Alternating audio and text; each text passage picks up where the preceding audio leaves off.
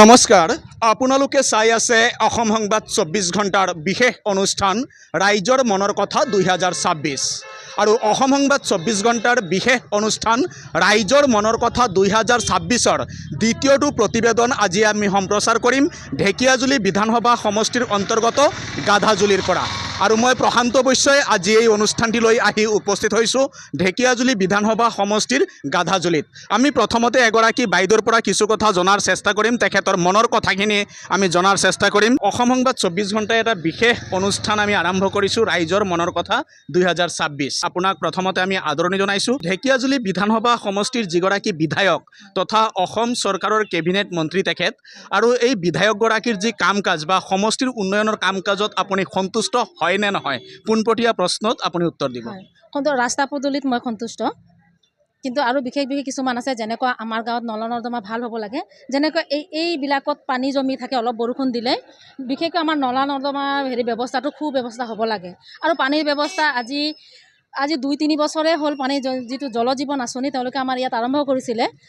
কিন্তু আমাৰ এতিয়া যিটো গাধাজুলি এই এৰিয়াটো পানীৰ ব্যৱস্থাটো 2 দিনমান এৰি দিয়ে, তাৰপিছত পানীৰ ব্যৱস্থাটো নাই। তাৰমানে আপুনি সম্পূৰ্ণ সন্তুষ্ট নহয়। হয়, এতিয়া আপুনি ৰাইজৰ মনৰ কথাৰ জৰিয়তে কি আহ্বান জনাব? মই আহ্বান এইটোৱে জনাওঁ যে জল জীৱন আঁচনিৰ যোগেদি আমাৰ বিশুদ্ধ খোৱা পানীৰ ব্যৱস্থাটো হ'ব লাগে, আৰু যিটো নলাৰ ব্যৱস্থা সেইটো সুব্যৱস্থা হ'ব লাগে, আৰু যিটো আমাৰ এয়া 15 নম্বৰ ৰাষ্ট্ৰীয় ঘাইপথৰ মাজেদি যিটো এনেকৈ ৰাস্তা দি গৈছে সেই নলাটো হ'ব লাগে। লগত আমাৰ মিঠাম গাঁৱত যিবিলাক নলা আছে এইবিলাক পৰিষ্কাৰৰ ব্যৱস্থা কৰিব লাগে। লগতে কলেজৰ কাষেদি যিটো নলা বাগৰি গৈছে নদীলৈ যোৱাৰ, সেই নলাৰ ব্যৱস্থা কৰিব লাগে। লগতে যিটো আমাৰ গাধাজুলি নদী বৈ গৈছে সেই নদীটোৰ এটা সুব্যৱস্থা বান্ধ দি পেলাই হ'লেও অলপ খান্দি পেলাই দ কৰি ব্যৱস্থাটো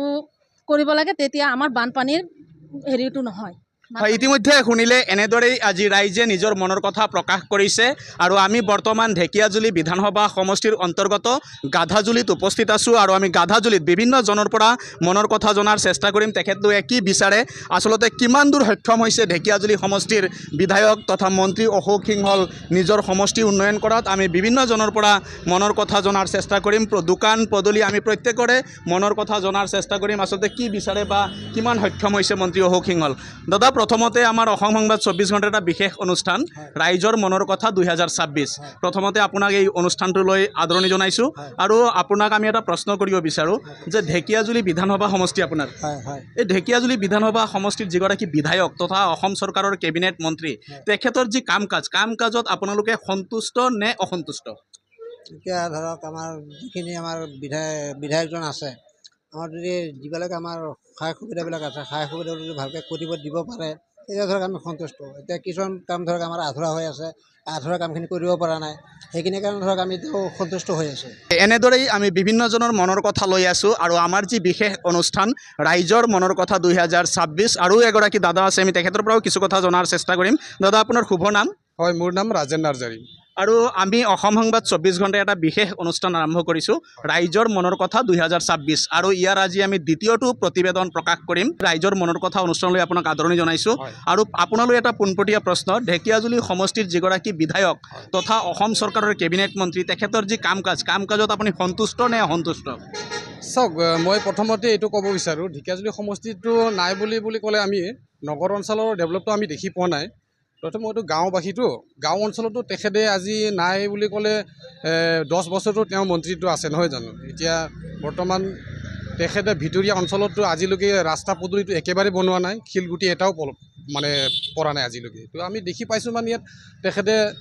আজি ঢেকিয়াজুলি সমষ্টিবাসী ৰাইজে ভোট দি তেওঁক জিকালে, কিন্তু তেখেতে আজি মিনিষ্টাৰ হোৱাৰ লগে লগে কোকৰাঝাৰৰ গাৰ্জেন মিনিষ্টাৰ হৈ গ'ল। তো সেইটোৱে ৰাইজে অলপ অসুবিধা লাগি আছে যে আমি অঞ্চলৰ ৰাইজে ভোট দিছোঁ, তেখেতক জিকাইছোঁ, কিন্তু জিকাৰ পিছত তেখেতে আকৌ আন ঠাইত এটা মন্ত্ৰী হৈ যায়, সেইটো ৰাইজে অকণমান প্ৰশ্ন থাকে আৰু ডেভেলপমেণ্টটো অলপ পিছ পৰি গৈছে তেওঁৰ ক্ষেত্ৰত। আপুনি সন্তুষ্ট নহয়? নাই, মোৰ সন্তুষ্ট নহয়। হয়, ইতিমধ্যে শুনিলে এনেদৰেই খুব প্ৰকাশ কৰিছে আজি পথচাৰীয়ে, আৰু মন্ত্ৰী তথা বিধায়ক অশোক সিংহলৰ যি কাম কাজত সন্তুষ্ট নহয় বুলি আজি প্ৰকাশ কৰিছে একাংশ পথচাৰীয়ে। আৰু আমি দেখুৱাই আছোঁ এয়া সম্প্ৰচাৰ গাধাজুলিৰ পৰা ৰাইজৰ মনৰ কথা 2026ৰ বিশেষ অনুষ্ঠান, আৰু এই ৰাইজৰ মনৰ কথা 2026লৈ আমি বিভিন্নজনৰ পৰা মনৰ কথা জনাৰ চেষ্টা কৰি আছোঁ। দাদা, আপোনাৰ শুভ নাম? ৰফিকুল ইসলাম হা ৰফিকুল ইসলাম ৰফিকুল ইছলাম অঁ আপোনাৰ সমষ্টিৰ যিগৰাকী বিধায়ক অশোক সিংহল তেখেতৰ কাম কাজত আপুনি সন্তুষ্ট নে অসন্তুষ্ট সন্তোষ নহয় আমাৰ ৰাস্তাটো এতিয়াও বেয়া হৈ আছে ৰাস্তা বনাই দিয়া নাই বনাই দিয়া নাই হয় ইতিমধ্যে শুনিলে এনেদৰেই ৰাইজে আজি মনৰ কথা প্ৰকাশ কৰিছে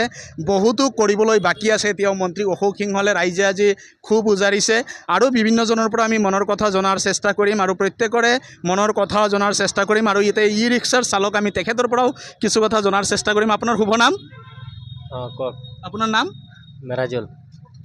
মন্ত্ৰী অশোক সিংহলৰ কাম কাজত আপুনি সন্তুষ্ট নে অসন্তুষ্ট অঁ সন্তুষ্ট হৈছে সন্তুষ্ট অঁ হয় ইতিমধ্যে এনেদৰেই বিভিন্নজনে নিজৰ নিজৰ মত প্ৰকাশ কৰিছে আৰু আমি দেখুৱালোঁ গাধাজুলিৰ পৰা বিশেষ অনুষ্ঠান ৰাইজৰ মনৰ কথা 2026 আৰু এগৰাকী দাদা ইয়াত আছে আমি তেখেতৰ পৰাও মনৰ কথা জনাৰ চেষ্টা কৰিম আৰু এই অনুষ্ঠানটিলৈ তেখেতকো আমি আদৰণি জনাম দাদা আমি এটা বিশেষ অনুষ্ঠান আৰম্ভ কৰিছোঁ ৰাইজৰ মনৰ কথা 2026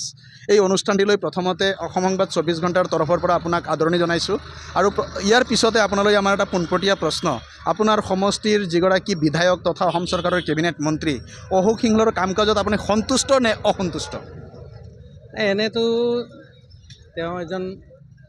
ভাল মন্ত্ৰী হিচাপে ক'ব লাগিব কাৰণ বিভিন্ন অনুষ্ঠান প্ৰতিষ্ঠানত তেওঁ যি ধৰণে মানে বিত্ত অনুষ্ঠানবোৰ দিছে তেওঁ নিজে অনুসন্ধান কৰি নিজে যাই লৈ পৰিৱেশন কৰে যে কামটো হৈছে নাই আজি চালোঁ দুই এটা হাইস্কুলবোৰত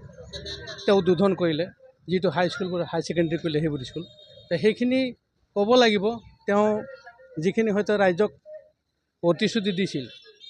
মন্ত্ৰী হিচাপে সফল হৈছে বুলি মই অনুভৱ কৰোঁ তেখেত সফল হৈছে আৰু এইটো ৰাস্তাটো চাওক এই ৰাস্তাটো খুবেই বেয়া আছিল আমি সৰু 82ৰ পৰা ইয়াত হাইস্কুলত আহিছিলোঁ খুবেই বেয়া এই ৰাস্তাবোৰ তেওঁৰ তত্ত্বাৱধানত অলপ ভাল হৈছে আৰু বাগানৰ যিবোৰ ৰাস্তা আছে সেইবোৰো হৈছে বাগানৰ স্কুলবোৰ বৰ্তমান হৈছে কোনো চৰকাৰে বাগানৰ হাইস্কুলটো হ'ব লাগে সেইটো কেতিয়াও চিন্তা কৰা নাছিল LP স্কুল আছিল যদি শিক্ষক নাছিল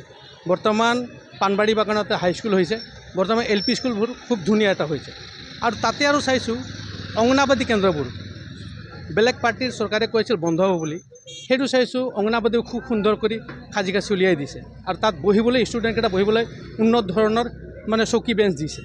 এইবোৰ চালে অলপ অনুমান কৰিব পৰা যায় কিছু কাম হৈছে কিছু কাম হৈছে বহুত কাম হৈছে মানে তেখেতৰ কাম কাজত আপুনি সন্তুষ্ট হয় হয় তাতে আকৌ এতিয়া ধৰক বিভিন্ন আমাৰ চাহ জনজাতি ছাত্ৰ সন্থা বা আশা যিখন দাবী কৰি আছে সেইবোৰ তেওঁলোকৰ প্ৰতিশ্ৰুতি আছিল এইখিনি পূৰণ কৰিলে মই ভাবোঁ চৰকাৰখন সম্পূৰ্ণ সফল হৈছে বুলি ভাবোঁ আপোনাৰ শুভ নাম শ্ৰী ধীৰেন্দ্ৰনাথ সিং আপোনাৰ ঘৰ ঘগৰা ইতিমধ্যে শুনিলে এনেদৰেই সকলোৱে নিজৰ নিজৰ মনৰ কথা প্ৰকাশ কৰিছে আৰু আমাৰ যি সম্প্ৰচাৰ ৰাইজৰ মনৰ কথা 2026ৰ এই সম্প্ৰচাৰ আমি কৰি আছোঁ আজি গাধাজুলিৰ পৰা বাইদেউ আপোনাৰ শুভ নাম বাইদেউ শুভ নাম আপোনাৰ হা মমি আচ্ছা এতিয়া আপোনাৰ সমষ্টি ঢেকীয়াজুলি আচ্ছা আপোনাৰ সমষ্টিৰ যিগৰাকী বিধায়ক তথা মন্ত্ৰীৰ কাম কাজত আপুনি সন্তুষ্ট নে অসন্তুষ্ট এতিয়া এইখিনি আৰু মই ঘপকৈ নাই যে কিনো কম আচ্ছা আপোনাৰ মতেদি আপুনি কি চাইছে নাই ঠিকে আছে যে যিটো চলি আছে বৰ্তমান বাৰু ঠিকে আছে বাৰু মানে আপুনি সন্তুষ্ট মইতো ঠিকে